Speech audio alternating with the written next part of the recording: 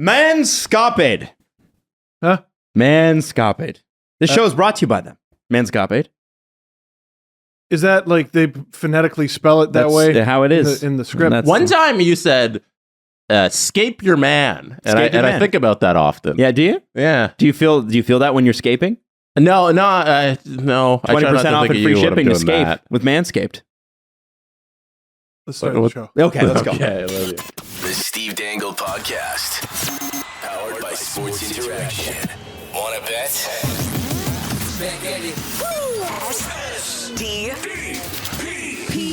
The Steve Dangle Podcast with your hosts Steve Dangle, Adam Wilde, and Jesse Blake. Let's go! Well, I guess Sam Carrick didn't score last night on the former friends bet at sportsinteraction.com/SDPN. The odds were good, but I got to throw this at you guys. Tomorrow, Jimmy Vesey and the New York Rangers come to town. I think you're kind of vanilla. Need you to find something you do here, said Sheldon Keefe. You know, does Jimmy Vesey score against the Leafs? By the way, 8 times your money. It's an 8. Crazy. That is a crazy. I want to odd. see He's going to score, right? And how's he doing? And then there's the other one, Steve, that you want to talk about is obviously when Ontario players come to Ontario, especially Toronto GTA people, they score. Barclay Goodrow. Yes. Will he score against the Leafs? It's 5 times your money. I feel like the Leafs What are you talked a lot taking of, there? The Leafs talked a lot of crap about Jimmy Vesey, and Twitter talked a lot of crap about Barclay Goodrow. And I feel like players tend to take out their rage on Toronto when they take out their rage on Twitter. When is the Leafs win streak most likely to end? We got the Rangers, we got the Capitals. No, I'm talking about win streak. Leafs win streak. That's What's their streak at? Because there's the Marner point streak, right? Which is happening. I don't even know what the win streak's at, but I know that there's a bet on it at sportsinteraction.com. I'm looking at it right now. I didn't even expect to. What is the winning streak? What is that? I know it's 15 points in a row. Yeah, but 15 games with at least a point. Yeah. Look at us being prepared. Well, what is it then? What's the winning streak though? It is. Let me count it up. 1, 4. 2, 4 games. 3, 4. Yeah, because games. they lost an OT to Tampa. 4 games. So ago. the Leafs are on a winning streak right now. When does it end? Is it tomorrow versus the Rangers? I feel like if they get through the Rangers, they can probably get through the Caps. It's the Lightning that I'm highlighting as a potential issue. I think it's tomorrow. Of course you do. I think it's the Rangers have been playing really well. I mentioned this 7-0, and this is how we're starting the show. I mentioned this yesterday. They beat up on a team that Adam Wilde loves more than anything in life. The New Jersey Devils. So I think that momentum, they carry it through this week, and then maybe they defeat the Toronto Maple Leafs. Here's how it works. They play the Rangers. The Rangers play them really well. Leafs win. Nope. They go to Washington. Samsonov's shutout streak continues. Leafs win. Samsonov. Samsonov. I'm saying it wrong. Samsonov. And then they play Tampa, and they're like, oh, that's the last team we lost to. Guess what? Leafs win. They beat the Flyers because they're bad, the Blues because they're bad, the Coyotes because they're bad. And then on New Year's Eve, the Avalanche, who are bad, also lose to the Leafs. They don't lose the rest of the way. They break the regular season record. They win the Stanley Cup. Wow. Listen, I've seen hopeful predictions, but never that. Never that. No, he did it last year. Yeah, What was the fucking thing you did in the playoffs? The vision? I have a vision. This isn't new. This man's been tooting this horn for a whole fucking 6 months. It worked now. for Charles Barkley. I thought it would work for me. My vision was my guarantee. And you lost. And the buck stops here. That was gun to the earth. Drake and Charles Barkley beat the Bucks in Game 3, and that propelled them. One thing on the schedule here while we were looking at it, and talking about it. December 29th, the Leafs' first trip to Mullet Arena. Oh, is there something we can do with that? December 29th? Go? Well, we can't go. Oh, well. So I'm going. You're going. Okay, well, you can just pick up and go. That's going to be an adventure. Oh, I think it'll be fun. I'm excited. I watched on TV. I mean, listen, somebody lost their finger at Mullet Arena the other day. Isn't that nuts? So, I feel like it's an intense atmosphere. We should probably explain what happened. What happened? There was a brawl in the stands at, you're not going to believe this. They call it Mullet Arena. Not What is it located on? what A is it? university campus. Who would have thought that a bunch of drunk university kids got into a fight? Now, I don't know if it was university kids. What I was going to joke about was it was Bruins fans in the midst of all of it. And Boston Yeah, of fans, course. I'm just taking the piss. I'm kidding. But, yeah. I You're mean, right. Boston's fights, super soft. Fights, yeah, really soft, really stupid.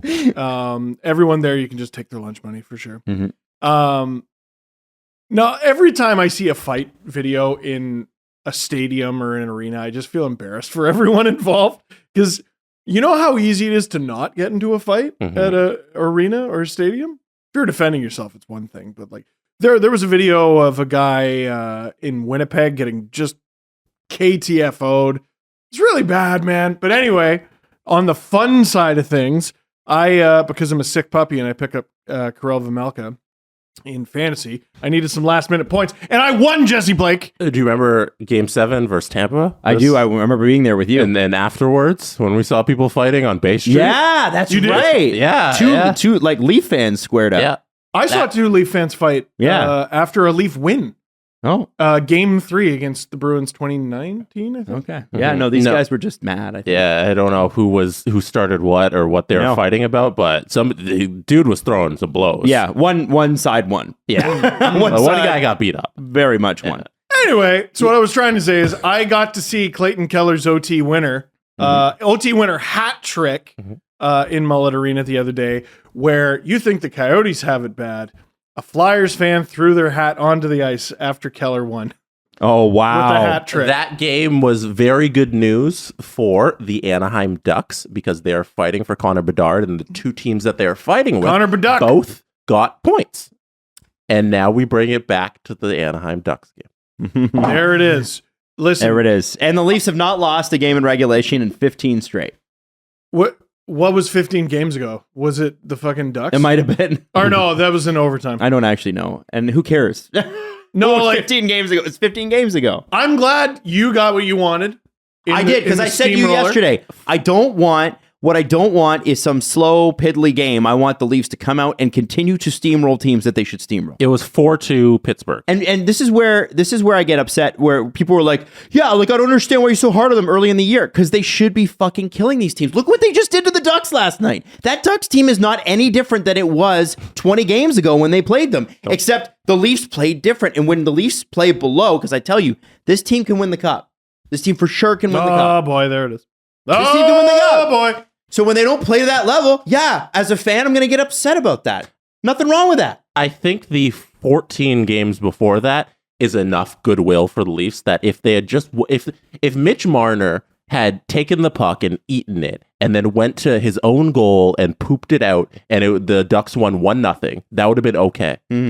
I don't know about It that would have been specifically. okay if he specifically did that because they've built up enough goodwill here over these 14 games that this team is good.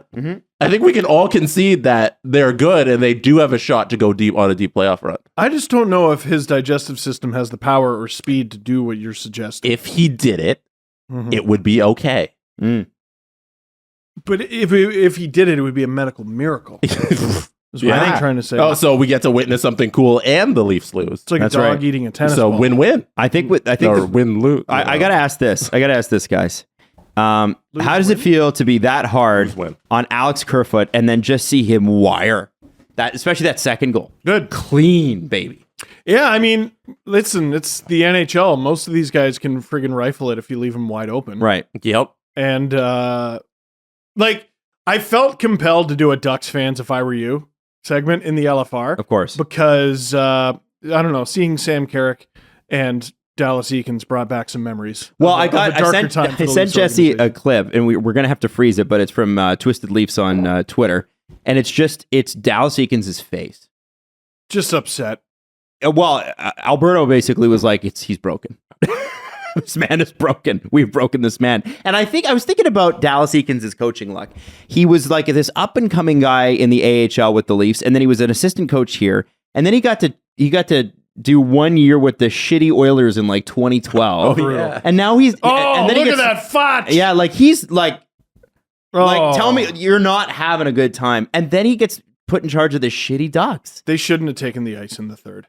Dallas Eakins, man, I feel bad for him. I feel bad for him. He's had the worst teams to coach. I guess you got to take the coaching teams you get, but Scotty Bowman wouldn't do anything with these Ducks. Oh, I don't think so. What can you do? I don't know. Like prime Scotty Bowman, man. First of all, so I just went to Dallas Eakins Hockey DB page. Smolder, the picture of him with the Florida Panthers. And he's from Florida. I didn't know that. But this poor guy has coached some really god-awful teams. Nowhere near 500. Actually, let me look. He has never had a winning record at the NHL level in 1, 2, 3, 4, 5, and this is now his 6th season as an NHL head coach. What, I've got it here too. Really good in the AHL. Best winning percentage is .472. The highest place he's ever finished with a team is 6th. In the AHL, he's got one season under 500, and it was his first with the Marlies. Sorry, that's 6th in the division, by the way. Just want to throw that out there. Yeah, he was great. Everybody's like, oh, that's the coach of the future.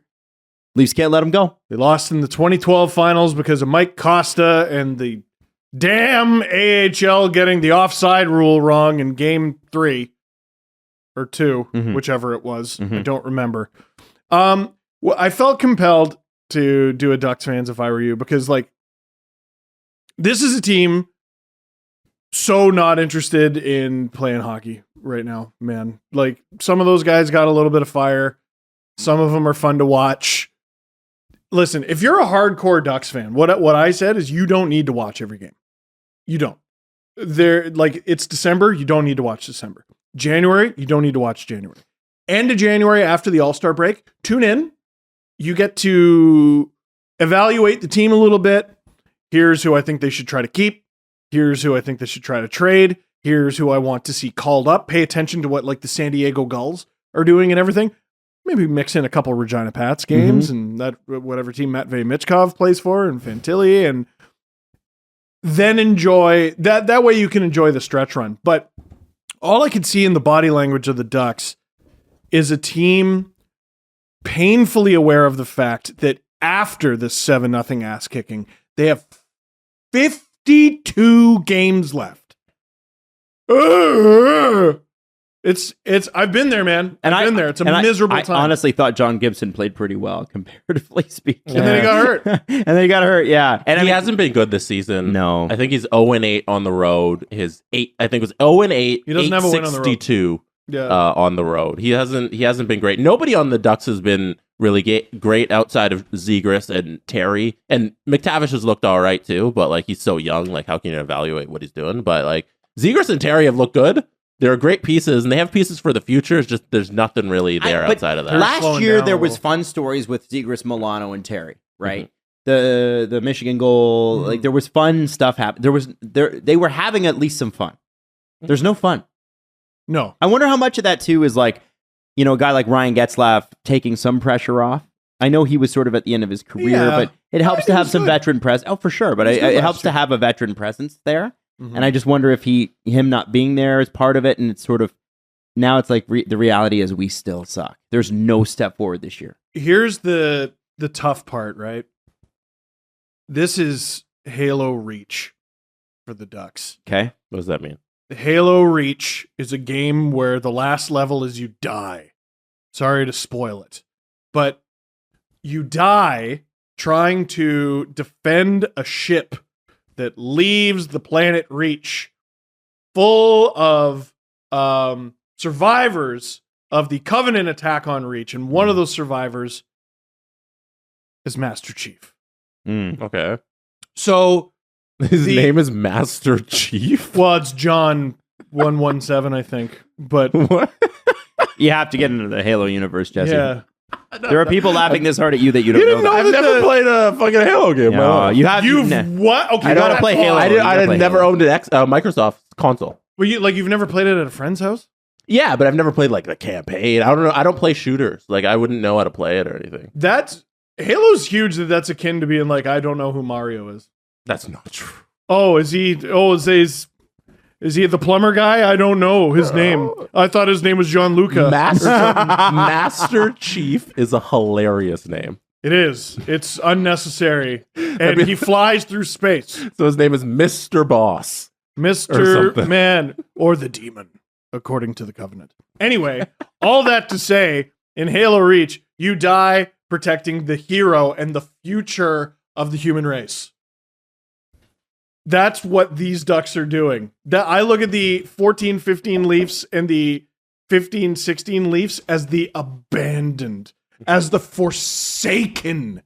It was their job to lose as many games as possible and just take nightly beatings en route to Master Chief, Austin Matthews, coming in and saving the franchise. They're still waiting for their Master Chief.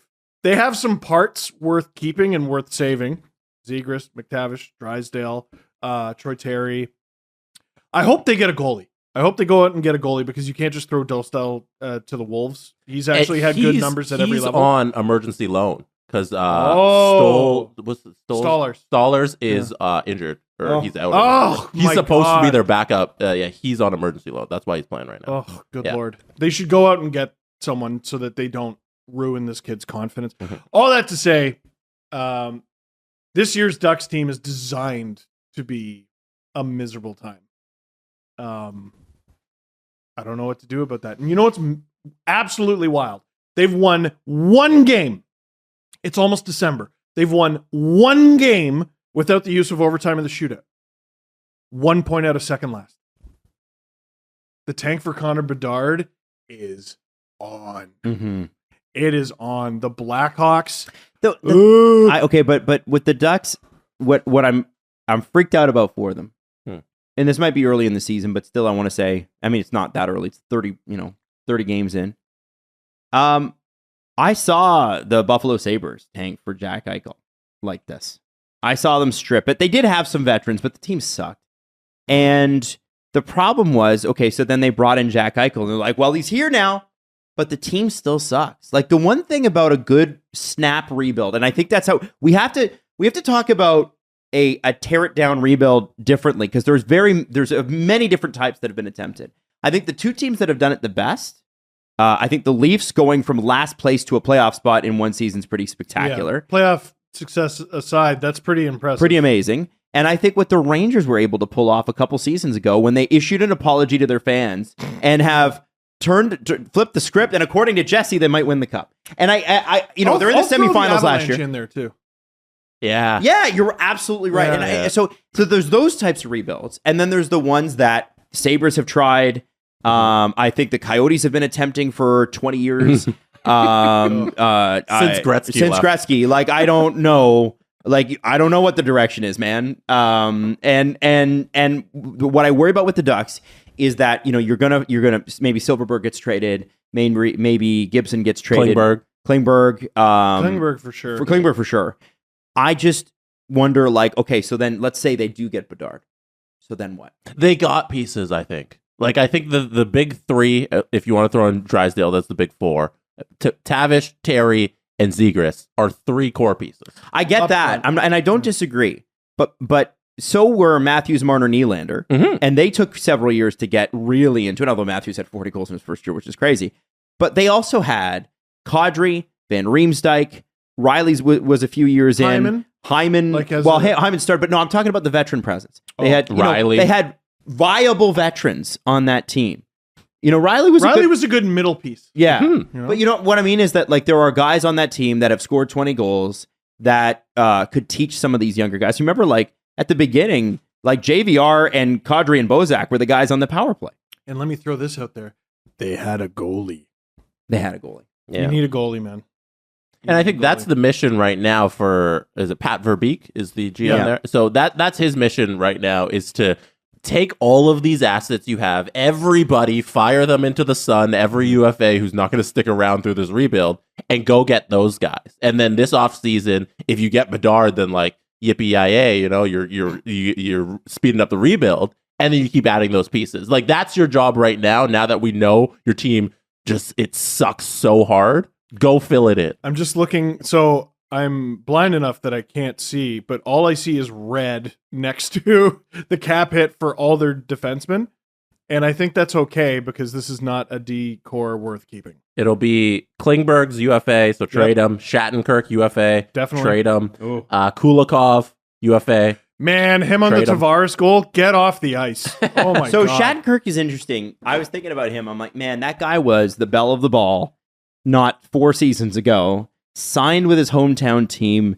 It didn't work out. And now you got to be thinking like this is the end of his contract. And you go, oh, You can't This have is him how and this Klingberg ends? on the same team. no, you can't. They're the both same guy. Right-handed offensive defensemen who need their power play cookies. And they have the second worst power play in the league? Yeah. Stop. Yep. I agree with you. I just feel like Shattenkirk's got to be thinking like day one when he signed that contract must have been the best. And now it's like, and this is where who knew that 4 years later, this is where he'd be. All right. The one thing Anaheim. you were mentioning, all of those rebuilding teams who have turned around. We should throw in the New Jersey Devils too, based on what they're doing this season, because Took him a while, though. the last team to finish last in goals for and goals against were the New Jersey Devils in that Wow. awful year. And right now, Anaheim is on pace to do that. And you know what New Jersey got that helped them turn it around? A goalie!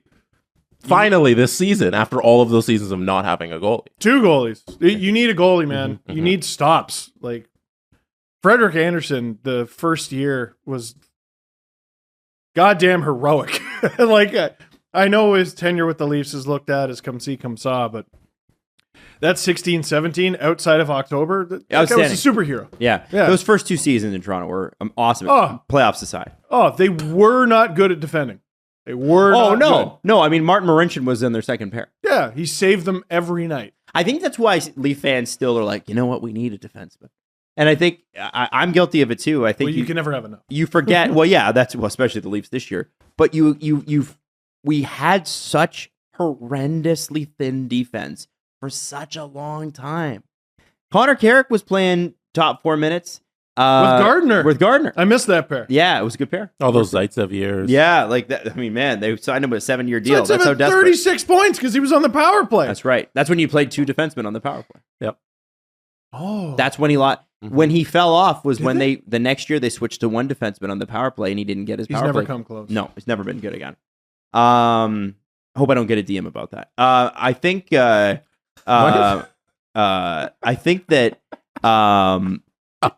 Dallas Eakins There it is. and the Ducks team, I think that they will. I don't know. Like New Jersey had big pieces, and they've been the story of the year so far. I don't know that the Ducks quite have that snap back yet. Like it might be this year, and then they're a year or 2 away from competing. We might be 2 years. That's what I'm away. saying, Yeah, right? yeah. Like it's like Jersey had, I guess, and Jersey had 3 or 4 bad years. Mm-hmm. Right?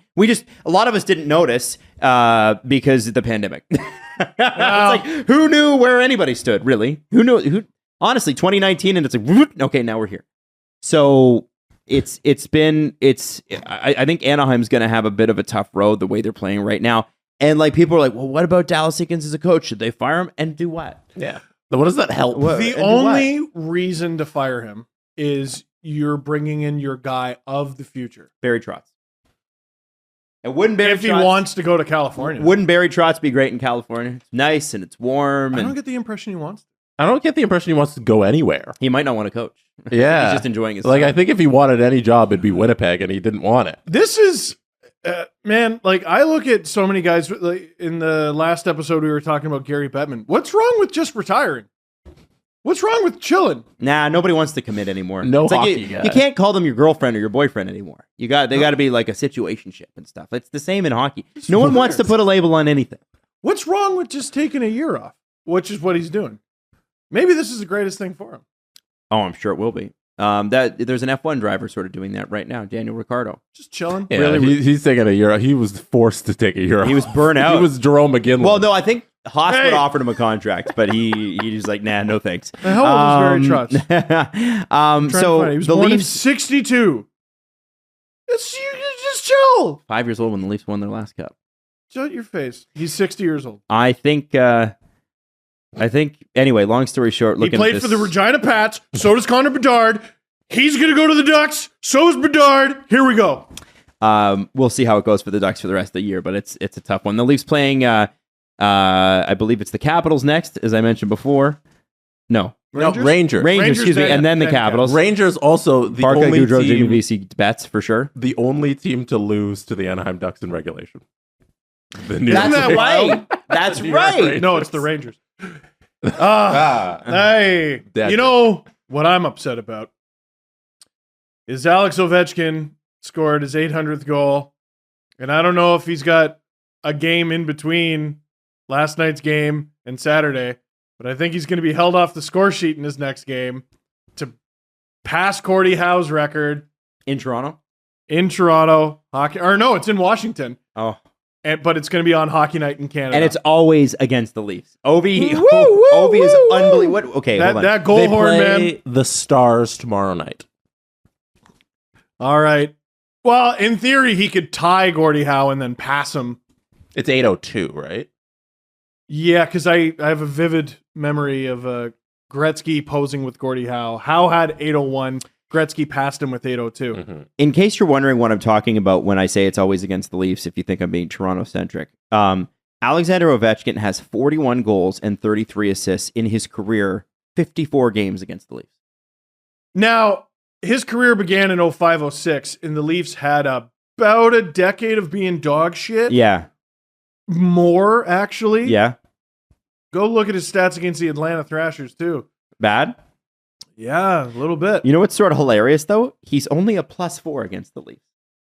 It's because it's just power play. In. Power play. In. Yeah, he has 16 power play goals and 16 power play assists against the Leafs in 54 games. That is unbelievable.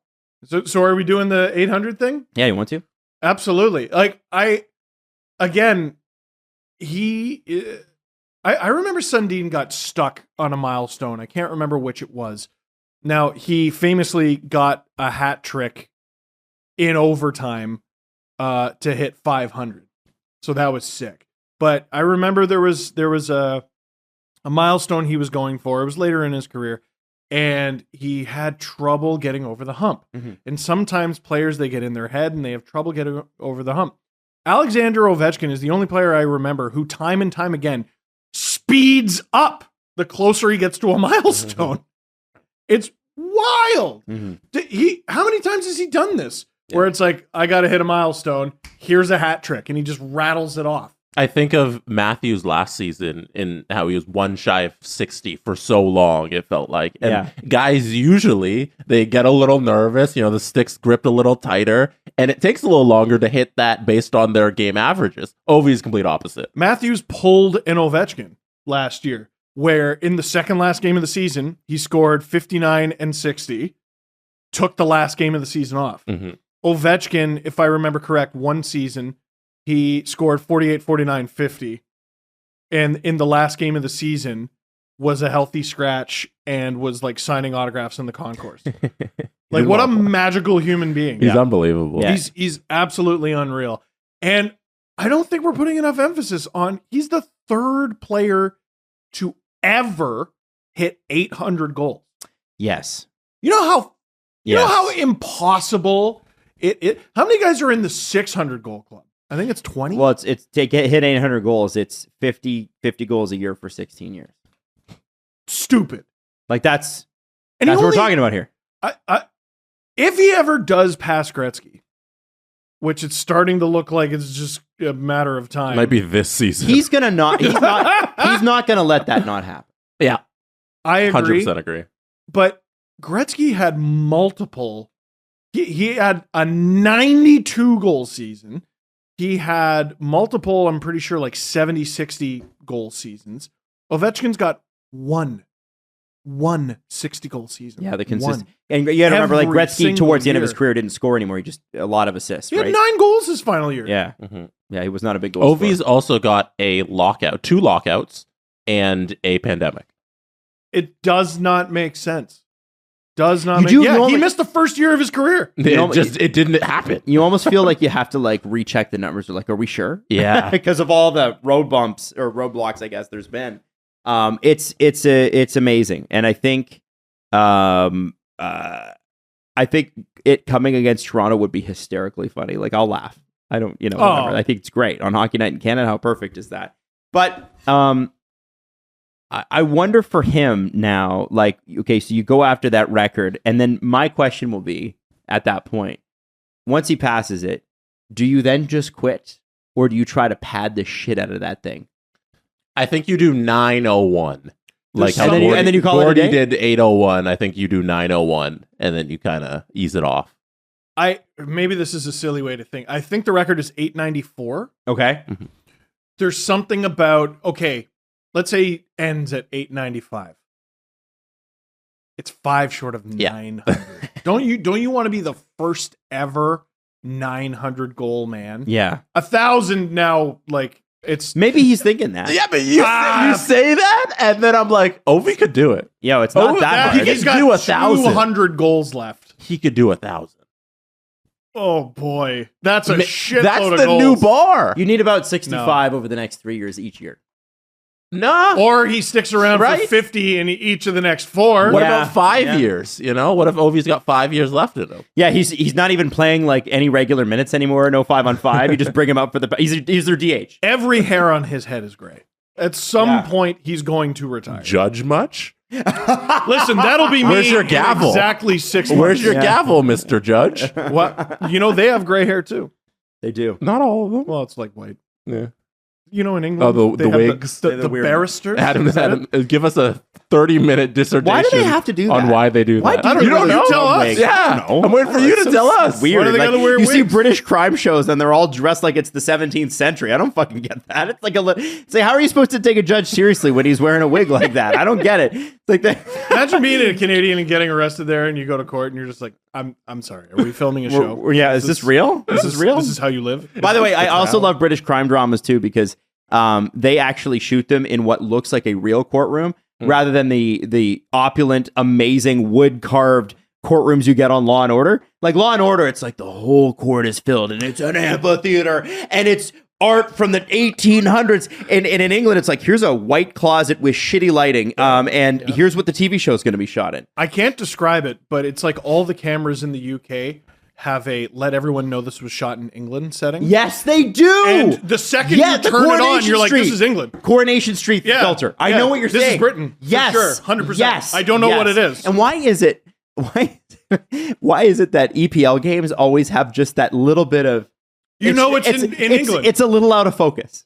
It's just a little out of focus. I don't know what it is, but it's a little out of focus. I don't know. There's something about like, and it extends to Ireland, like Dairy Girls. You're like, this is a little different, but I'm pretty sure this is in the same neighborhood. Yeah. And then you hit mainland and the cameras all work again. Don't understand it. I totally get what you're saying. By the way, somebody else was back on the Ovechkin thing. I forgot about this. He scored in like a professional soccer game in Russia too. Yeah, Dynamo Moscow. They kind of let him.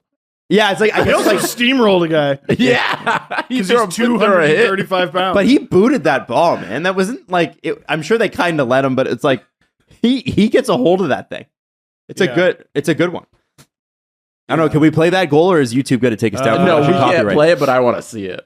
Yeah, Jesse's going to watch it for his own pleasure. And Our pleasure. Yeah. Just so I'm I get right to on see my it too? system. Hell yeah. So he actually boots the hell out of it. Like it's kind of crazy if you look it up. Who's the guy who falls down? I don't know. It's all Russian. Oh, come on! And he Wham. lies down. And they're setting him up. There's Look how open he is. Yeah. Look at the goalie. Look at the goalie. And Oh, you're telling me he couldn't save that? wait, show me the goalie again. Rigged! Absolutely rigged! Look at his teammates set him up. It's very fun. Like, don't get me wrong. I'm not poo-pooing on a very fun thing. I am rigged! The dude doesn't even... Yeah, boo. And Ovi's so happy. Good for him. He gets congratulated by the... Boo. Boo. Anti-fun. Get out of here. Yeah, anyway. It was the first goal of the match, too. Okay, so It was rigged. It was rigged. But it was fun. Yeah, 800 goals in the NHL, not rigged. No. No. He's, dude, he's one of the best players of all time. Let's call it what it is. Like, What? Hot take. That is a hot take to some people, man. Are you sure? You guys you're laughing like it's obvious, and I think it is. Dude. Has anyone told Russian Machine? Dude, They should write a blog about most people weren't willing to give Alexander Ovechkin the credit he deserves until 4 years ago. You know that, right? Yeah, well, I do remember a time when Jeremy Roenick was on TV. Just Sentence ends there. The sentence can just end there. But I remember when he was on the TV saying he needs to become a student of the game. Yeah. I do remember that. Okay. The Stanley Cup matters. Like it does. It matters a lot. Yes. To his legacy, but like I think since he's gotten that, and he's got it, he's going to be the all-time leading goal scorer. It's there's no reason for that take, Stephen. No, I'm just saying. Well, we had the conversation about him versus Crosby, right? And he's doing this thing. By the end of his career, let's say he ends on 900 goals exactly. 901. 901. He ends on 901. He's the greatest goal scorer of all time. The Stanley Cups apiece end the way they currently are. Crosby has 3, Ovechkin has 1. But he's the greatest goal scorer of all time. How do we say the guy who's not the greatest goal scorer of all time had the better career? I think it's more of a debate than people think it is. Yeah, man. And I pump Crosby's tires all the friggin' time. I think the world of him. I think he might have been always underrated. Seriously. He had the sun and the moon of expectations, surpassed all of them. He's won 3 cups, been to the Stanley Cup final 4 times, multiple scoring titles, MVPs, Rocket. You probably should have won more. Would have won more if his career wasn't completely derailed. Like people talk about Crosby and Ovechkin and look how close they are in scoring in terms of points. One's played more. Well, if Crosby hadn't missed a year and a half with a devastating injury that almost ended his career, I am willing to bet he'd be up there. But if ifs and buts were candy and nuts, something about Christmas. So it's obviously not done. But if at the end of it, I'm willing to say Sidney Crosby is the better player over his entire career. But if at the end of this, Ovechkin is the greatest goal scorer of all time, I don't know how you continue to say that. He's the greatest goal scorer of all time. That is a take. There you go. Sure. I would say that like goal that? scoring is one aspect of the game. He's the greatest ever at it. Yeah. But there are other What's Sidney facets Crosby of the greatest ever at? Being Sidney Crosby? No. But what is he? What aspect of the game? He might be the greatest team leader that we've ever had. In Considering the NHL ever?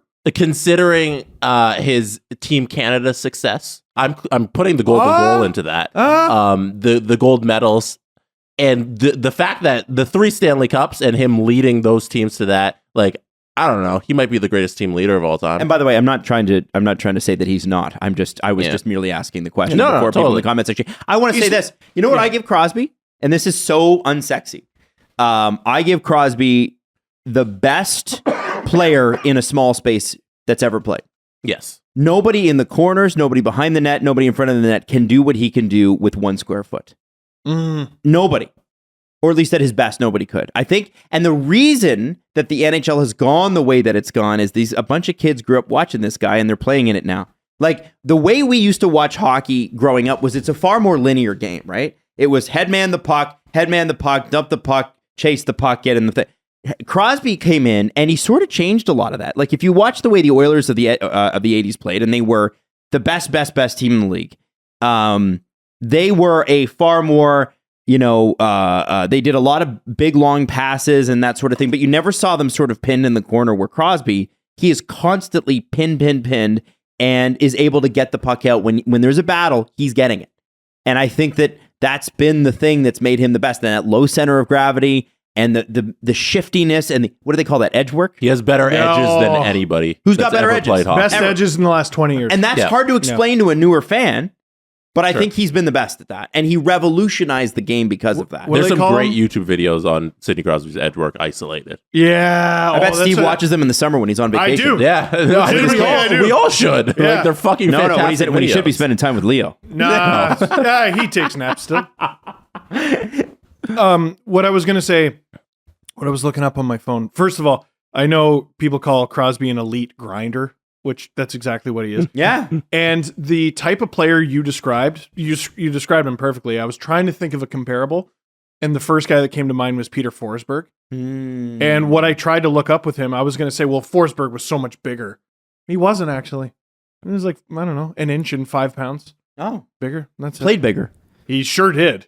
Maybe it was those 90s pads Oh yeah. that he was wearing. I don't know. But I love Crosby's arc as well, because we came in those first like 4 or 5 years. It was crybaby Crosby. You remember that? And then now it's the complete opposite, where he's the guy Stone dishing cold. out the punishment. It's been awesome. Yeah. his story definitely has a, I don't know about more interesting, but definitely more complicated beginning, middle, and end.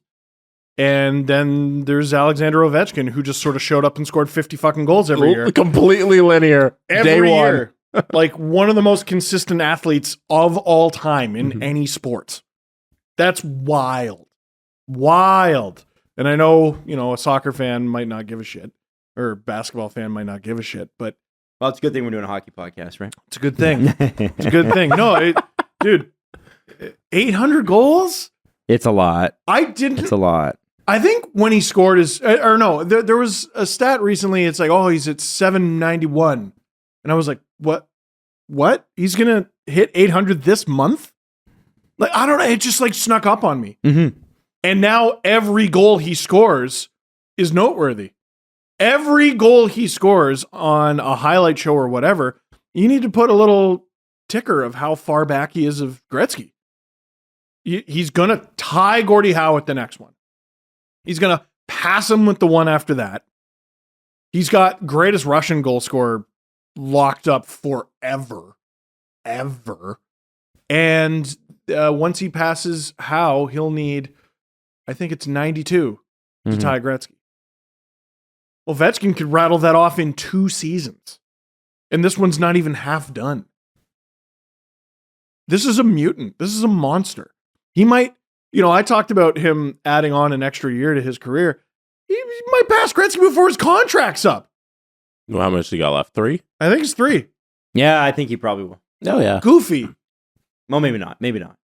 At a later date, there's a different Yeah. discussion for what the Capitals should do with their team. But around a guy who's go. who's scoring this well, like you can't rebuild. Keep going. So you just gotta kind of float, just kind of see what you can do and keep going. But that's a different conversation for a different day. No, some players are special enough that they ride out into the sunset on your team. You know what I think is going to be especially amazing is if at the end of their careers, Crosby retires as a Penguin and Ovechkin retires also as a Penguin. No, I'm kidding. As a Capital. They both stayed there in one of the most tumultuous times in NHL history where players are going here, there, and everywhere. Even though the NHL is making it as hard as possible for players to change teams. If both these guys play their near 20-year careers and stay with the same team the whole time, that's incredible. I think, too, CJ has always said that longevity is a skill. Yep. And I agree. No, the older I got, the more I agree with him. It's very, very hard to continue at anything at a high level for a long period of time, especially something as physical as hockey is. And the fact that these guys, Crosby more than Ovechkin, I think, have come back from hardcore injuries and continue to perform at that level. And, adjust your games because, I remember when Ovi came into the league, that guy could absolutely crush people. He would just slam and the boards would rattle. Like you never see hits like that anymore. They were like Dion Phaneuf, prime Dion Phaneuf Calgary level hits. I remember when he was a rookie, we all said he'd have a 10-year career. Right, because people were like, you can't do that forever. And he adjusted his game and he doesn't do that anymore. Crosby has adjusted many, many facets of his game to suit the fact that he is Wait, did older you say now. Ovechkin doesn't do that anymore? He's not doing it like the way he was. Not the way he was. He still usually leads his team in hits. Sure. But he used to like dive bomb guys. He It's would not like it was. He would throw 300 to 400 hits a year. Tom Wilson says hello. Like, Yeah. I lead the Yeah. team in hits, but Ovi can be second. Yeah. Yeah, it's amazing. It really, really is. So congratulations to him. It's just going to be one of the most fun storylines to watch over the next 2-3 years about that crawl towards Gretzky. And I have Crosby, just for the record, I have Crosby over Ovi. I do too. In my for all-time now. greats rankings, Crosby over Ovi. Oh, it's getting harder. It is. It's if there is a gap, getting closer. it's closing. Yeah, but Crosby's still Quickly. over Ovi. meanwhile, he's still one of the best at his position in the entire sport. And they play different positions. yeah. Like, you gotta Crosby give- plays a harder position. Yes, 100%.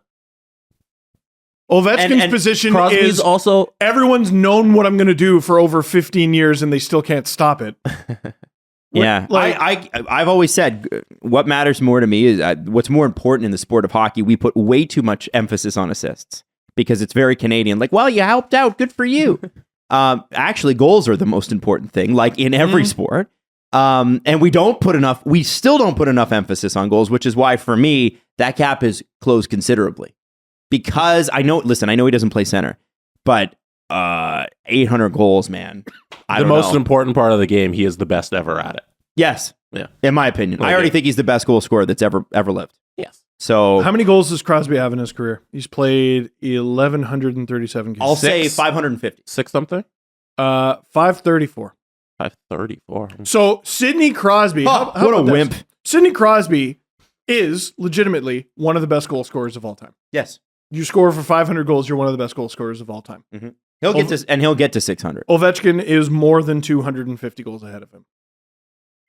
He's a legitimately noteworthy NHL career ahead of him in terms of goal scoring. Yeah. Anybody that gets 250 goals is amazing. That's a great career. Mhm. Absolutely. Like, has Matthews even hit that yet? I don't know. I think he's close. I think he's closing in on like the top 10 leaps of all time. Yeah, no, it's Yeah, well, the Leafs records are a joke. They're pretty bad. It's fucking embarrassing. They're embarrassing. Fucking Hey, franchise. I want to switch topics for a sec, guys. no. I want to get to my drama report for the day. Oh, The fallout from the Bo Horvat situation in Vancouver has been very, Oh. very interesting. What? we with missed you? the most important part of Ovechkin's 800. Oh, the Patrick Kane? Oh, let's do that. Let's do that. sorry. So Ovechkin, by the way, when he did score his 800th, he just held it. Oh, he reveled in it. Like, he held on to the puck like, I'm about to score my 800th goal. It's going to happen right now. This is pretty cool. You could have written an essay in the time it took him to receive the puck and then actually bother to shoot it. Yo, Peter Mrazek is shocking. And it's funny.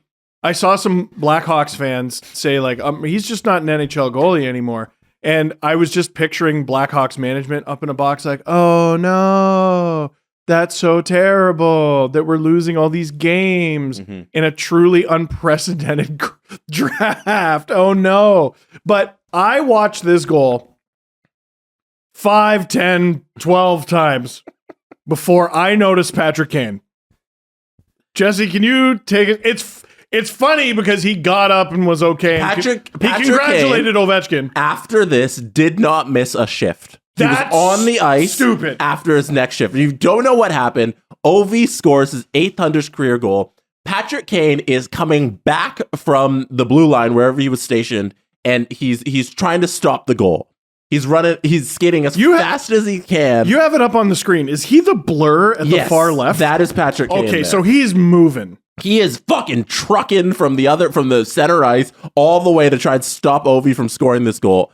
He goes head over heels over. I don't know who the defenseman is who falls in front, but a defenseman. He gets his foot.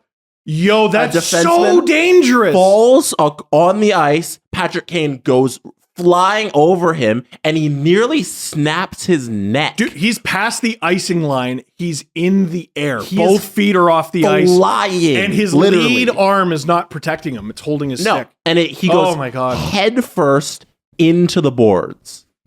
Oh! It is absolutely brutal. How didn't he hurt his neck, his shoulder, his collarbone, his ribs, his skull, and he just got up and congratulated him. He's like, congrats on scoring 800 goals. And it's Like he didn't just wreck himself. It's unfortunate that it happened on the 800th goal because he could have been seriously injured and no one noticed. Thank goodness because everybody stops and celebrates Ovi, obviously. And Patrick Kane's there against the boards, nearly with a broken neck, but he's fine. Man, it's funny. I didn't notice until people started tweeting it at me. Yeah. They're like, "Oh my God, is Kane okay?" I go, "What?" I had no idea what they were talking about. And then I watched it again. I'm like, "Which one's Kane?" Ah! And if you watch it in full speed, He's wearing bright red. Like, here he is. Maron. That's so bad. That's so bad. And not a person in the building is looking at him. no one noticed. Maybe Blackhawks players noticed. I don't know. I don't think So- he's still down. That's where he would. So they have an overhead shot of everybody celebrating Ovi because it was a hat trick goal. and His all the caps are 800. coming on the ice. I think. Crazy. So Patrick Kane is over there on one knee by the boards, starting to get up. He was fine. Thank God. But absolutely crazy. Also, hey, NHL, if you're calling it by the rules, penalty on the Caps. They all left the bench. That's the second time this season. They did that for Stamkos too. Yeah, you know what? yeah. David Clarkson, 10 games. Call it 10 games. 10 game suspension, whole team. Also, side note, ESPN, they know how to do their broadcasts right. So if you were watching the broadcast on ESPN, it was Caps versus Blackhawks, and they had across the bottom of the screen for the whole game Ovi's goal count. That's not part of the highlights? No. That was on the broadcast? No, that's a clip from the broadcast, is it not? I love that. An alarm should go off every time he hits the ice. Is 30 this times great? a game. I don't care. No? I want to send you, Jesse. I have to send you something. I have to. You need to pull up this graphic. This is from a while ago, but I just found it on Twitter, and I want to say it's Alexander Ovechkin. Okay. Okay, scoring his 800th goal, and it's the best hockey graphic of all time. This is from Bellwether Johnson on Twitter. Please pull up this graphic, Jesse. Sorry. Bellwether Johnson. Yes. Is this person's name Bellwether? Or are they a weather host on the Bell Network Don't named know. Johnson? No idea, but you need to pull up this graphic because this is just ridiculous. Holy shit! See? Oh my God! So what it is, and this is from the NHL Network a while ago, but top goal scorer since 05-06. It's got Ovechkin, Crosby, Stamkos, Stahl, and Malkin. Ovechkin has the most goals at 749. Crosby the next closest at 488. But then it goes into their hits as well. Nearly a 300 goal gap. Malkin has 576 hits in that time. Stahl 897. Stamkos 929. Crosby 879. Ovechkin, 897. Ovechkin 3160 hits. Forget everything I said about him adjusting his game. Fuck it. What do I know? Dude, 3,000 hits. Dude, he's going to retire with somewhere between 800 and 900 goals. Maybe the best goal scorer of all time and 4,000 hits. Sorry, I'm sorry. I didn't mean to interrupt, but I had to show you guys that. It's the most insane thing I've ever seen. Forget a drug test, species test. but That's not human. Let me ask you this. You know when possession guy, like when people who are like possession stat advocates, which I am one, say, a lot of people with high possession numbers don't have a lot of hits. This kind of does fly in the face of that a little bit. Now I know it's just a one outlier, but like I guess he doesn't possess the puck very often. No, he just shoots it. He's busy. He's if I don't have the puck, I'm gonna hit you. Yeah. Okay. I mean, it's a good way to make sure you have a man whenever you don't have the puck. That's true. Oh, what if I try to fucking run through them? This show is sponsored by BetterHelp. Now, we talked about this a lot, and it's getting to that time of the year where you're supposed to be happy. Everybody's talking about, happy, it's the holidays, it's this, it's that. You're even wearing a nice sweater, Steve. With 4 of my non-broken face on. That's right. Yeah, pre-broken Steve. But I have to say that, part of, unfortunately, what makes the holidays so hard for so many people is the fact that you're supposed to be happy and people are not sometimes. Or if you're feeling a little bit stressed or you're feeling a little bit overwhelmed, we all can be there. So we want to give you a bit of a helping hand through BetterHelp. It's the world's largest therapy service, has matched 3 million people with professionally licensed and verified therapists, 100% online, and it's affordable. You fill out a questionnaire, you're matched with a therapist. If things are not clicking, you can switch. And by the way, there's no waiting rooms, no traffic, no endless searching for the right therapist. Learn more and save up to 10% off your first month at betterhelp.com/SDP. That's betterhelp.com/SDP. These days, every potential new hire can feel like a high-stakes wager for your small business. Listen, we're a small business. We've just hired people full-time for the first time in our entire lives. It's scary. We need to hire a replacement for Steve. That's right. Yeah. After his nose. Huh?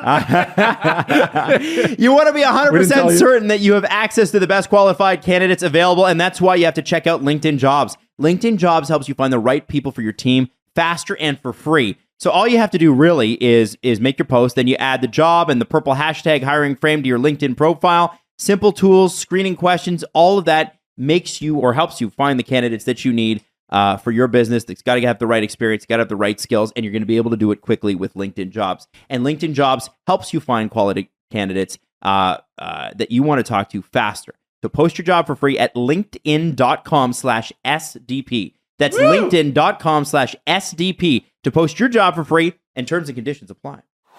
You're right. We got to get to a couple other things here before we get to the end of the show and do some press conference questions. So I do want to move on to Bo Horvat, guys. Can we do that? Is that possible? Yes. All right. Now, this is a bit dramatic, but it's also true of I mean, I love my drama, so I'm into it. But Farhan Lalji of TSN, well-respected, long-tenured. I've been watching this guy since I was a kid. Forever. Authoritative voice in BC sports. And he talked about the Bo Horvat situation on Twitter. And he said, Bo addressed the situation in a very honest and forthright manner, meaning that, remember we talked about yesterday how the Canucks, from what we understand, lowballed him, offered him a max term deal, but like well short of what JT Miller, excuse me. Did it again. I don't know. Why you keep doing that. JT your Miller, co-host. I guess, former now. That's right. JT Miller, would have been offered, right? Well short of that.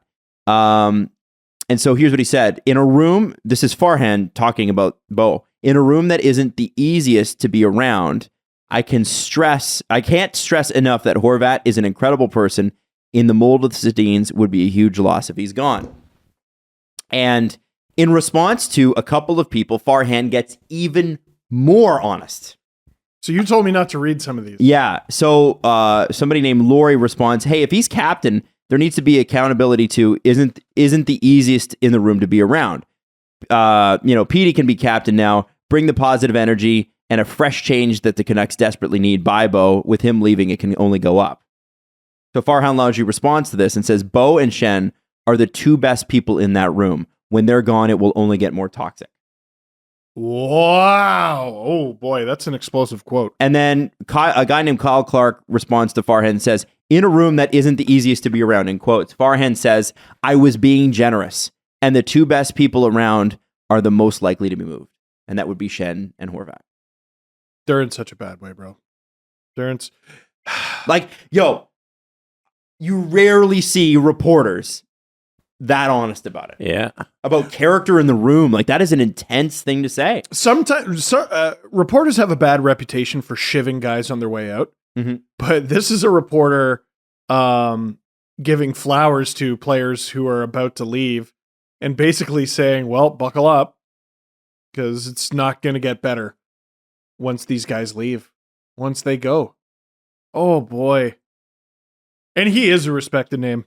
Hugely respected. Been around for a long time. Oh, no, he's not saying this unless he really fucking means it. Like, You no, and just here's the reminded thing. No, first off, it's not drama in Vancouver. No outlet has challenged him on it. Nobody's been like, Farhan doesn't know what the fuck he's talking about. Fuck this guy, whatever. I don't know if anyone's ever said that. No one has said any. Well, of course not. It's Farhan, but no one has said anything. If you said that in Toronto, you'd have 40 reporters going, wait a second, unless everybody agrees with him.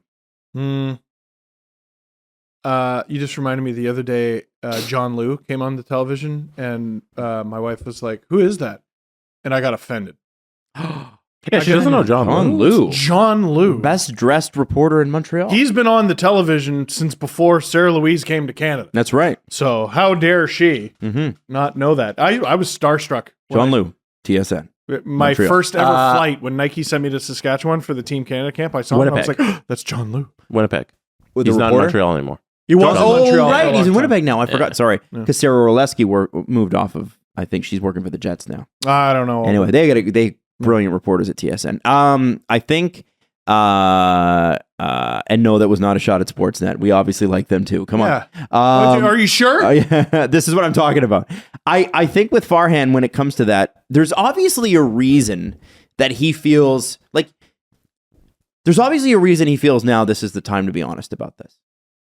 When you tweet something like that, you have to understand that he's probably walking back in that dressing room. Maybe he's not doing I don't know what Farhan does day to day all the time, but if he's walking back into that dressing room, there's a pretty good chance those players have seen that. So there has to be a point where you go, you know what? I really don't give a shit what any of you think. And that is a very interesting place to be in if you're a reporter, because you have to cover these guys and you rely on them for quotes. I can't. Whatever the post game is for the next Canucks thing.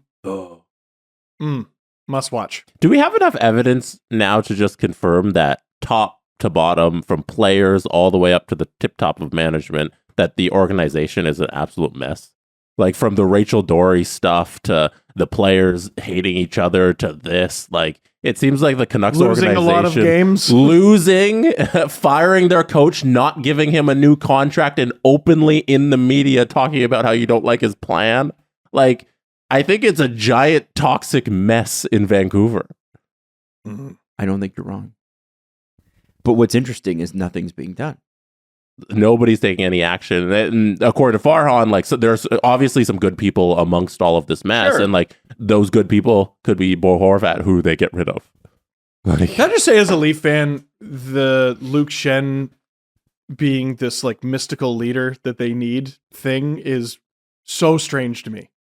Because obviously the sun and the moon was expected of him, and he was supposed to be the next Scott Stevens, Chris Pronger, and this amazing leader, and way too much was placed on him to the point where he was kind of kicked out of town, and they get JVR in exchange for him, and JVR's a hit, and guy's a bum. Look, he's not even in the league anymore, and it's funny, in the end, at least from the locker room standpoint, it seems he's exactly as advertised. yeah.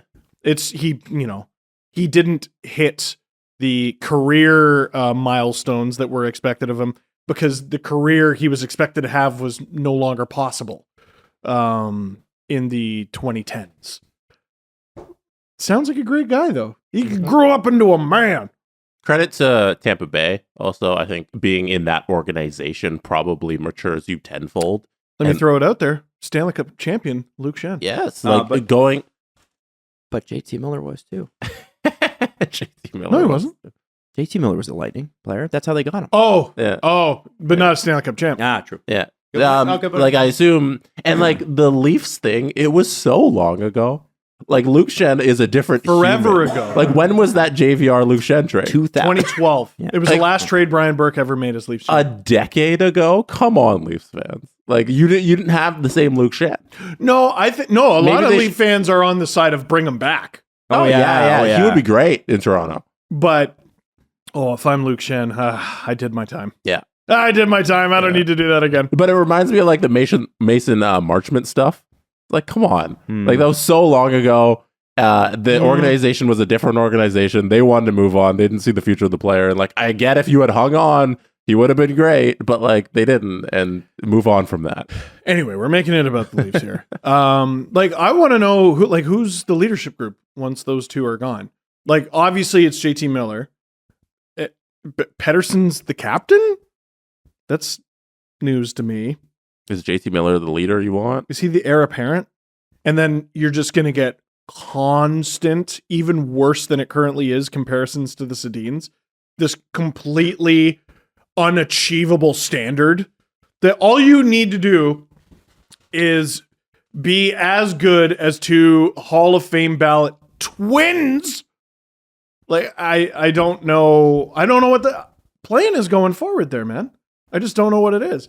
Okay. I always like to talk about, okay, you trade this guy, you get a windfall for him. That's great. Adam often likes to bring up, okay, you get all those futures. Then what? Do you hit on those futures? How long does it take you to hit on those futures if you do hit on them?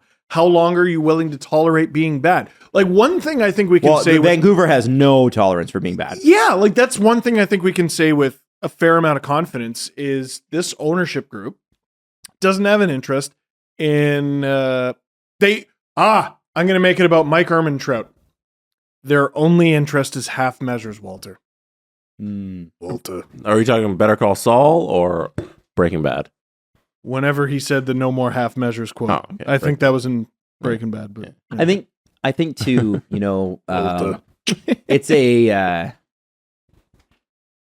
interesting thing because I feel like if the Canucks took a definitive direction that we are going to rebuild this finally, it's almost like a balloon that's like, it's overinflated. You're just waiting for it to pop. You could do that, raise ticket prices, and the place would sell out the next year. They have smart fans. Exactly. Yeah. You can sell the fans of Vancouver on hope. No problem. You just need to give it to them.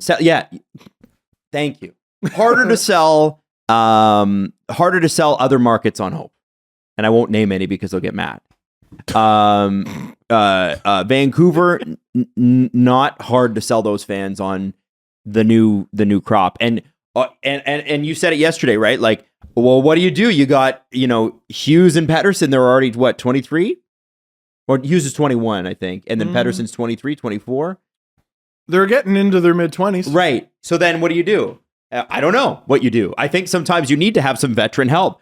Pettersson and Hughes would be great for that. Remember I said you needed Bozak and JVR and Gardner and some of these guys to help the younger Leafs along when they did it.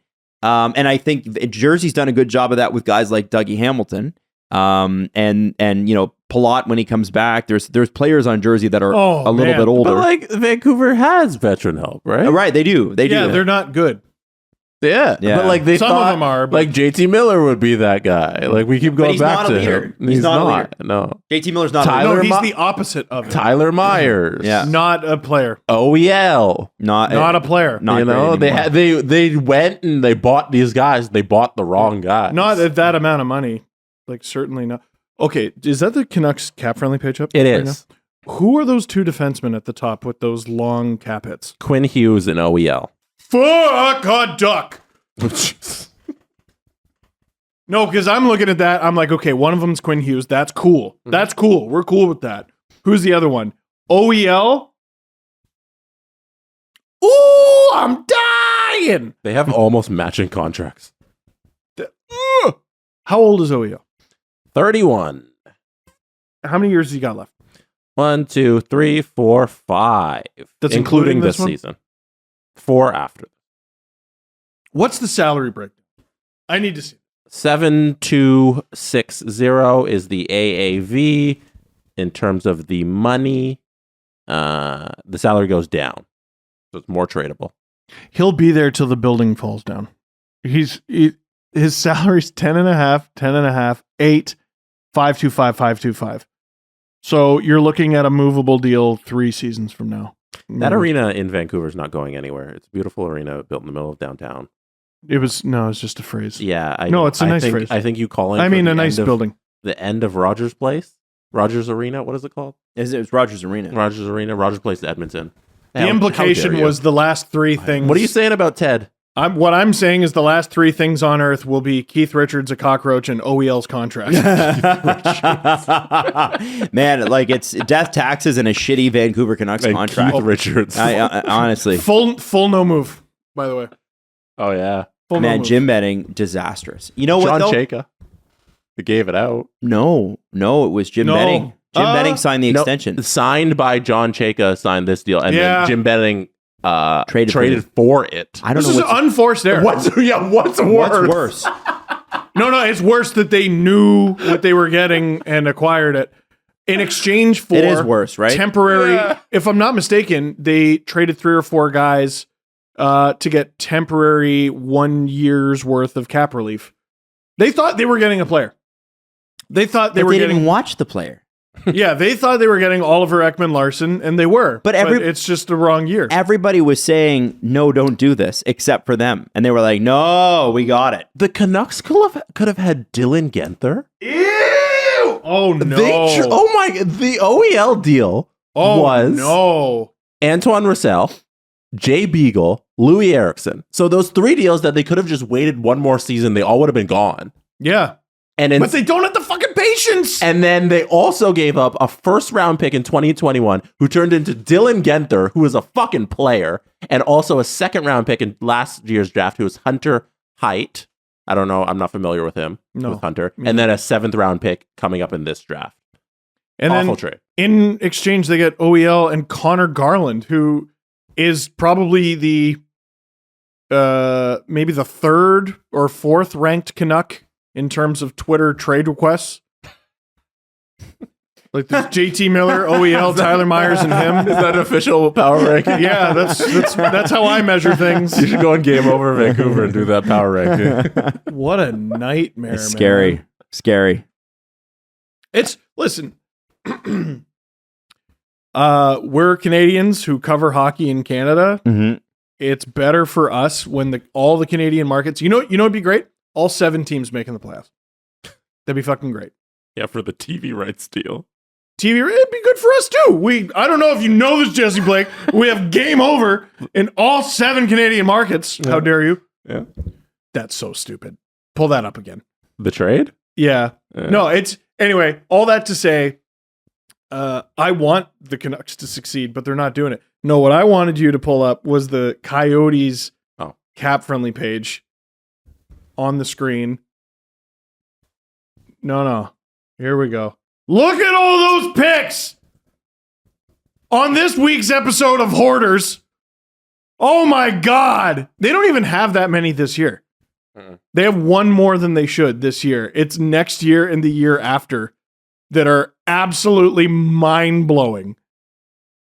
They have 1 second this year, 3 the next, 4 the next. These dudes are drafting 15-year-olds right now. 4 third-round picks? How'd you even get those? Who'd you ask for those? Look at the Leafs are there. Are the Leafs there? Yeah. That shows you how blind I am. Yeah. Oh, is that Nick Ritchie? That is Nick Ritchie, isn't it? Mm-hmm. What's the condition? It's a conditional pick. No, it's the... it was Nick Ritchie. Yeah, it Labushkin. was the Nick Ritchie, Ilya Labushkin, Ryan Dzingel trade. Conditions. Arizona has the option to exchange the pick for Toronto's 2023 third. So wait, can you go It's back? an actual 2025 second round pick that's conditional on if Arizona wants to bump that up to a third this coming draft. And there's basically 0 chance of that happening. And so the Leafs can't trade their third. They have 4 third round picks. No, never mind. That's next year. Never mind. Yeah, no, but this would give them 3 this year, but there's basically no chance of that happening because the Leafs are a top 5 team right now. Let's assume it stays that way. You're getting essentially a 4th round pick when you could be getting a second. Yeah, fuck that. 2 years from now, yeah. Wow. Should we do the press conference? Hey, if you think you know which way it's going to go, you got to make your bet at Sports Interaction. We've got you covered pre-game, live betting on all major sports and prop bets. If you want to bet, sportsinteraction.com/SDPN. 19 plus, please play responsibly. Fellas, do you lack confidence sometimes in the bedroom? Listen, everybody has those nights where you get a little too nervous and maybe you had too much to drink, and there's not much worse than not being able to stick shift the drive. Do you know what I'm saying? What? What? There's much better ways you could have said Is that. there?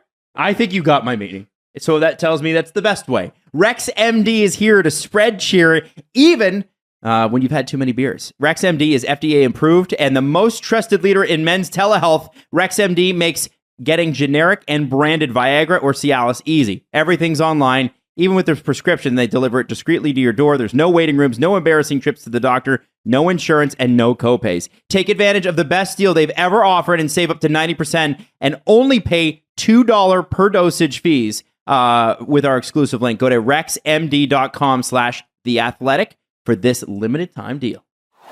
'Tis the season for clean balls. Fa la la la la. La la la. Balls. La. Balls. Exactly. Listen. Balls that are shaven. Our friends at Manscaped are helping you clear your driveway for safe travels this holiday season. From stocking stuffers to white elephants, Manscaped products. What? White elephants? White elephants. Is that a staple of Christmas? It is. White elephants. You've never heard of that? No. Listen. Grab your crop mops for your pops or body buffer for the holiday lover Win this year's white elephant gift and help all the men in your life. Two references. In your life, go to eggnog. Go from eggnog to nice hog this December by going to manscaped.com and using the promo code. What is it, boys? Dangle. White elephant. No, it's Dangle. White elephant. 20% off plus free shipping. Here's I'm gonna look at A white elephant gift exchange, Yankee Swap, or Dirty Santa is a party game where I'm using Yankee Swap. And I don't know what the what. Why? I played do you Yankee both Swap. know all these things because my parents are American, or at least my mom is. Travel friendly from The Office. How about the Shears 2.0, a travel friendly personal care set for easy at your fingertips grooming anytime, anywhere, and you can shave it all down. And not just your privates either. It's also that was for your nails. And stuff. Yeah. Please don't use the Shears 2.0 on your balls. Listen, I'm not saying you can't. Don't I'm saying do it's that. Not recommended. Go to I'm saying you can't. manscaped.com. I'm saying Use No, the you code can't. DANGLE for 20% off and free shipping. Do it now. The Presser. SDP. The Steve Dangle Press Conference. First question comes from Jesse Blake of the Jesse Blake Sports Report. Stupid. Steve Dangle, did you forget the memo today? Oh, plaid shirts. Plaid Wednesdays. Yeah. Oh, On Wednesdays we wear plaid. You can't sit with us. Did you not get the email? No, I didn't know. It's just Brotherhood of the Traveling Plaid. I didn't know that was right. today. Traveling plaid. I don't know. It was Come on. Plaid Wednesdays. I'm really disappointed you didn't participate. Me too. You guys look like you're shooting a family Christmas photo. Maybe we Or are. a Hallmark Christmas movie. Maybe now you're not going to be in the photo shoot. That's right. Damn. Next question comes from Pierre LeBrun. Oh, good. Pierre LeBrun's question was to Gary Bettman, and Pierre LeBrun said, "Why? What the hell?" Why? So you brought this up briefly yesterday, Adam, but now we have more info because Pierre decided to write a little piece this morning for The Athletic.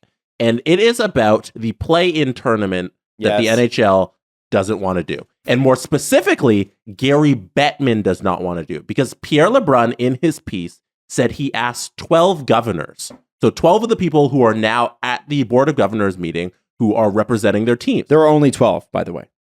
What do you mean? There are only 12 governors. No, there's 32. No, of the... Oh, I thought there was only... Is there 32 governors? I have no Yeah, idea. governors. Oh, I thought the governors were elite. No. Each team sends a governor of the team, right? So he asked 12 of them. So he said, I asked 12 governors if you would like a play-in tournament in the NHL. Do you know how many of those 12 said they would be in favor of it? 12. All 12. Mm. All 12. And Pierre does go on to say, he says, I'm sure if I was able to canvass all the governors from all 32 teams, I would find a few in opposition. But still, 12 governors, 12 people like the idea of a play-in. None of the governors wanted to talk on the record about it because they know they would suffer the wrath of Commissioner Gary Bettman if they did. Bettman remains steadfastly against the idea. He has been very consistent with that over the past few years, to which, well, I put into question to Bettman yet again Tuesday after the 2-day Board of Governors meeting about the idea to expand the playoffs. He said, if you say to them, would you be open to a play? And some might say, yes, we can talk about it. We don't get that feedback. People don't like it. People don't want it. Why mess with something that works, says Bettman. So the idea here is that you'd add this play-in tournament very similar to the NBA in that you'd have the 7, 8, 9, 10 teams play either single game elimination, in that if the 7 beats the 8, then they get in, the 8 beats the 9, they get in, blah, blah, blah, blah. And then you have your regular playoffs. Or you play a 3-game series all in one city. So nobody has to travel. You get it done in 3 days, 3 back-to-back games if you really want to do it that way. Yeah.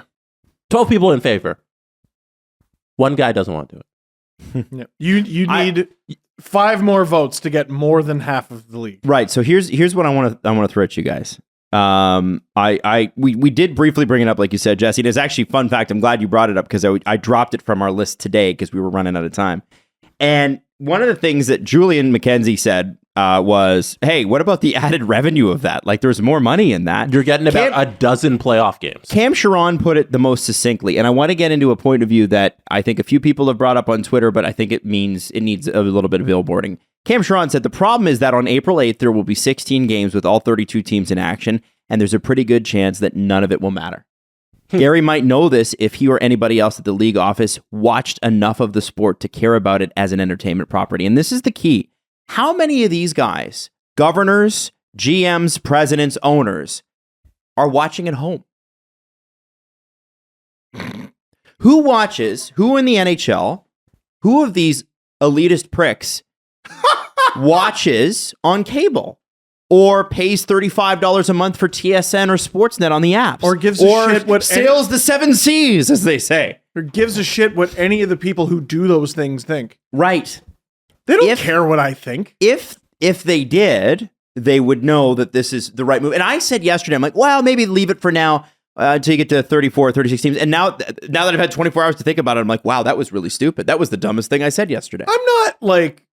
I'm not for or against it, really. Like, I'm not passionate about it. But obviously the governors are. Mm-hmm. And, you know, I've been a big proponent of, in recent memory, people have been like, the NHL season's too damn long.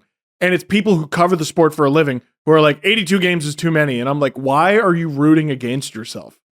Stop that. You need these 82 games. Sometimes, too, we need to not take the perspective of the people who live it for 180 days out of the year. You might be sick of it because it's your fucking job.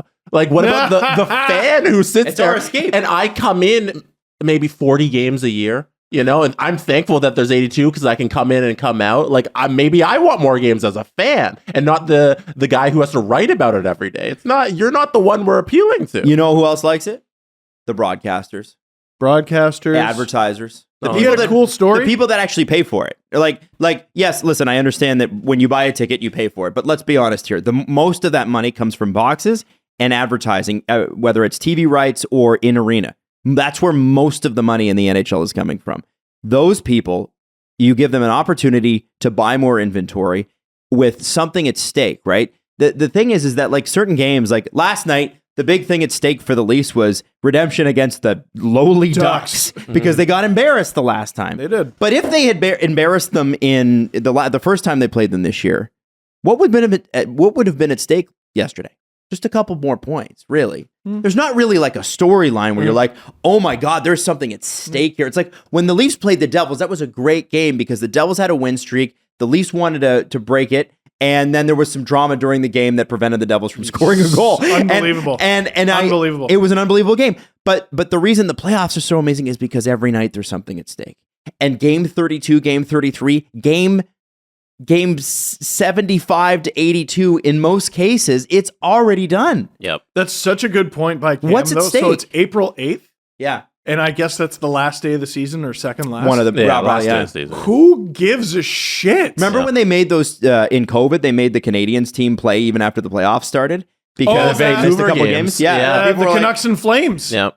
and they didn't make the playoffs. Neither team. That was awful. They were playing like into the first round. So the idea of the play-in tournament is we're adding games that matter. I don't Right. see how that's a bad idea. And when you're coming up with a new idea, one thing to back your idea is a proof of concept. Does this work? You have another league who went and did it for you. And they're the better than NBA you. did it, and they usually have better ideas than you more consistently. So why not just go rob the idea? To piggyback off the conversation we had yesterday about Gary Bettman, forget the fact that before the Stanley Cup is awarded this year, he will turn 71 years old and should retire. Forget that. Let's say he's a spry. He's a young commissioner. He's 56. Doesn't matter, right? Full of fresh new ideas. Full of fresh new ideas. It's awesome. One dude has been in charge for 30 years. 30 years. And he's a tyrant.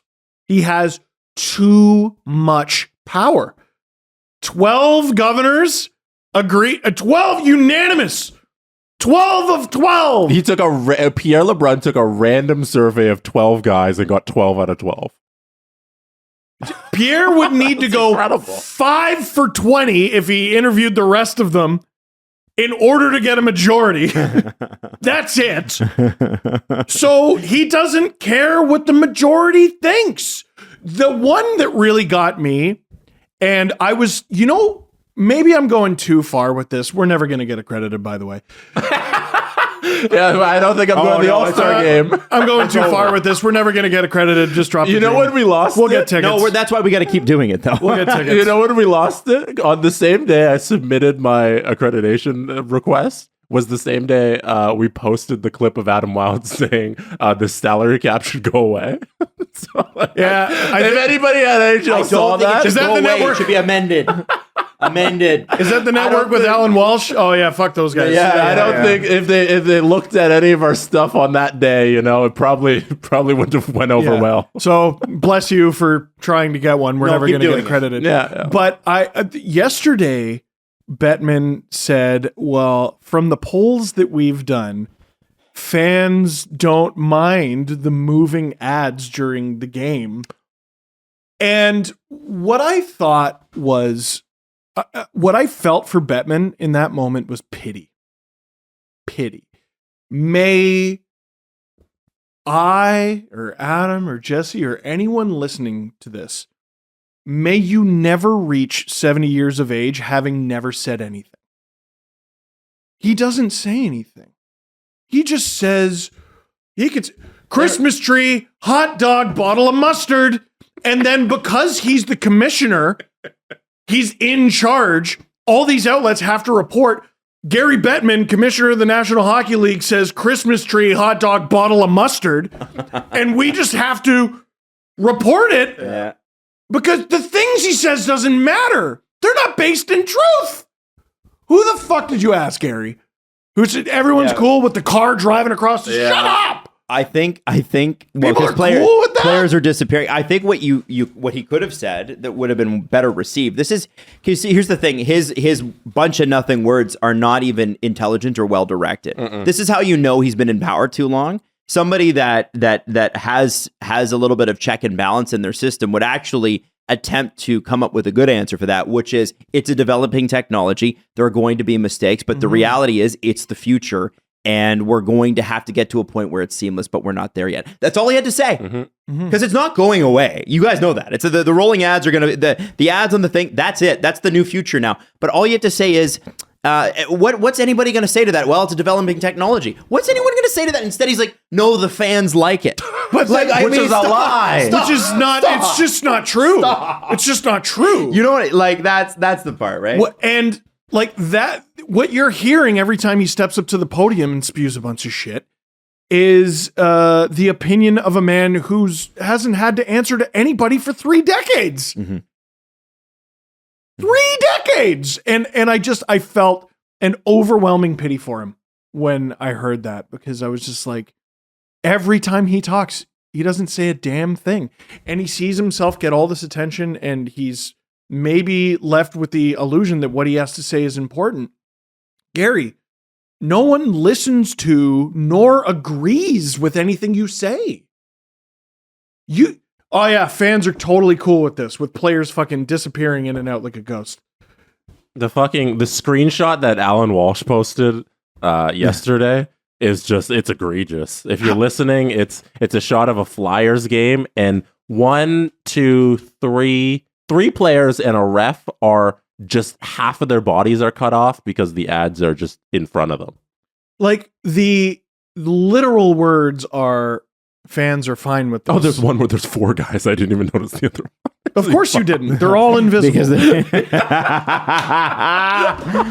Woo!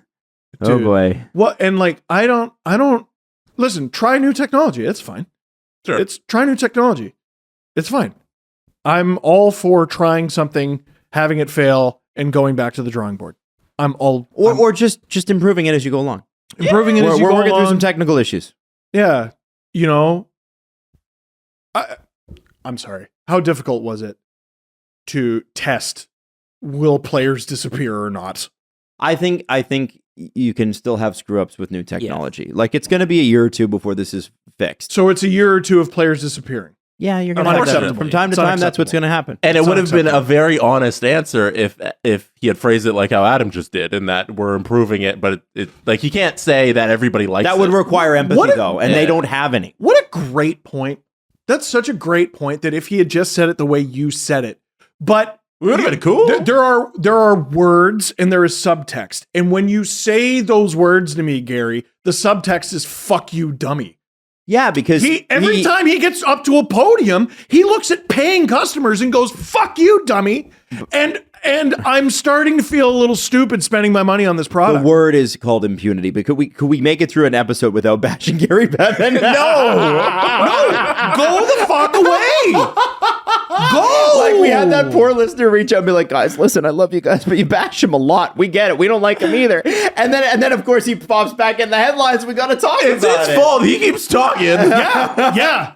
If you want us to shut up about Never Gary talk. Bettman, get Gary Bettman to stop It would be better jumping for into the a sport. microphone and I- saying Christmas tree hot dog, bottle of mustard. Can I read a line from Pierre LeBrun's article? One more line that I think sheds the light on how this whole thing actually works. Sure. Pierre wrote, "For any of this to see the light of day, owners will need to start back challenging it. Channeling, back channeling. Channeling. Words are hard. Is that the word? Back Back channeling channeling. is the phrase. With the commissioner. And I would suggest it needs to happen at the executive committee level. That's the smaller we're group of fucked. owners who have the we're commissioner's fucked. ear. It's not getting done. Yeah, so Jeremy Jacobs, the Wirtz family. Fuck off. I'm shocked he wrote that You're down. done. Like, it's something that we talk It'll about. happen in the next 3 years. You It's guys something watch. that we talk Mark about me. kind of in an inside baseball way, that we know that there's an exclusive group, but like, here it is in writing. Here's my bold prediction: 2024, it's happening. What's happening? This play-in tournament's going to happen. It's going to happen in 2 years. You know another Because here's the thing. Sure. Because somebody smart enough is going with enough connections is going to walk in NHL head office and said, "Do you know what the revenue projections on a play-in tournament would be?" And they're going to go, They know. Then they're going to no. I don't think they do. No, I don't do think they I do do. think he knows. I do think there's plans to do it. I think he's a liar. I think. Well, no, I No. I don't think he would just lie about that. I think if there's money at stake, the owners are going to go cha-ching. It'll be like the Looney Tunes when their eyeballs become dollar signs. And Mask. yeah, it's going to happen the next 2 years. They So haven't, so I we don't need to assume they freak out haven't done the research on it. No, exactly. But they don't need to freak No, out why about would it. they? What do they do all day? Somebody's going to go in and go, we should do this. And they'll be like, you know what? Money. Cool. I honestly, that's what's going to happen. 2024. That's my bet. Let's wrap up the show, gentlemen. Sure. Okay. Wrap up the show. Do you want to, should we get a mention there for the PHF? Hey. Oh yeah. Yeah, they doubling their salary cap. doubled their salary cap. It's going to be Good for them. 1.5. There does need to be a little bit more what's the word? Transparency with like Well, a 'cause salary floor. I also and don't everything. know. Yeah, we don't know how much the teams are spending, and I don't believe that players what they're making is public either. Yeah, at the time I'm recording this, we don't have the information. But listen, any money that's funneled into women's hockey, I'm for. It's a good thing. Could it be a better thing? Probably, but that's how progress works. We do have some of those numbers. Like, we know what the minimum salary is on the current salary cap, and we know that 80,000 was the peak of the salary of last Like that Didn't was the Michaela- top salary. Yeah, Okay. Michaela Grant Mentis signed for That's- 100 grand, wasn't it? that no 80,000. I thought it was 100 grand. 80,000. Oh, okay. I think. I mean, that's a good start. It's a good start.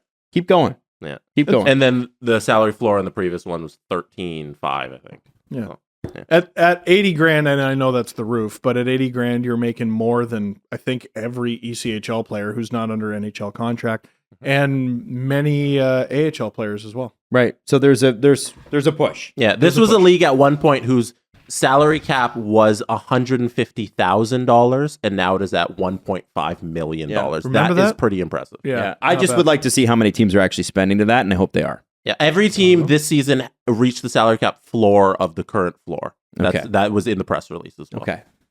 Did they say the floor? Yes, I don't have the exact number in Oh, front of me, okay. but I can No, tell good. you. Yes, it's in the press release. That's good. They do have this information out there. Something. Well, Why'd we have to end with Gary? it's You know? Jesse's fault. Blame him. The plaid guys. The Steve Dangle Podcast. Powered by Sports Interaction. Want to bet? Follow the guys on Twitter at Steve_Dangle, at Adam WYLDE, and at Jesse Blake. Connection complete.